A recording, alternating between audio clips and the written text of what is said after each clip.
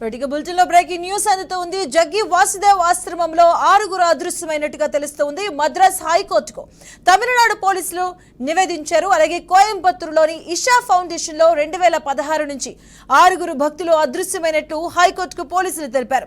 అప్పటి నుంచి విచారణ జరుగుతుందని తమిళనాడు పోలీసులు చెప్పుకొచ్చారు. ఇక విచారణ తాజా నివేదికను ఏప్రిల్ 18లోగా సమర్పించాలని తమిళనాడు పోలీసులకు హైకోర్టు ఆదేశాలు జారీ చేసినట్టుగా తెలుస్తుంది.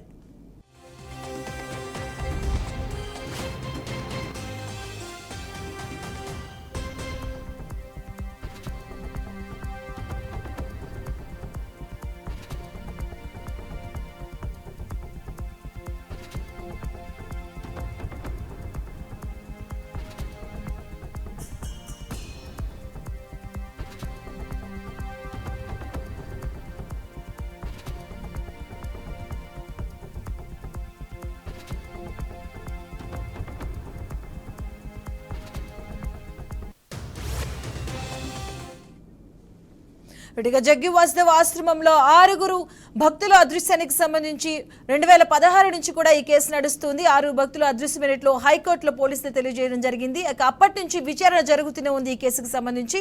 ఇక తాజా నివేదికను ఏప్రిల్ 18లోగా సమర్పించాలని తమిళనాడు పోలీసులకు హైకోర్టు ఆదేశాలు జారీ చేసినట్టుగా తెలుస్తుంది. దీనికి సంబంధించిన పూర్తి అప్డేట్స్ మా కరెస్పాండెంట్ క్రాంతి అందిస్తారు. క్రాంతి.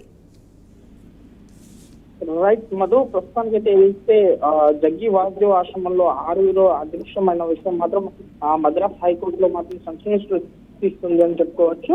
కోయంబత్తూరులోని ఇషా ఫౌండేషన్ 2016 నుంచే ఇది హైకోర్టులో నమోదైన కేసు. కానీ కొన్ని పోలీసులు కూడా ఇటు విచారణలో వాళ్ళు 6 ఎక్కడి నుంచి మిస్సింగ్ అయ్యారు, 6 ఏ కుటుంబానికి సంబంధించిన విచారణ కూడా కొంత జరిగినట్టుగా తెలుస్తుంది.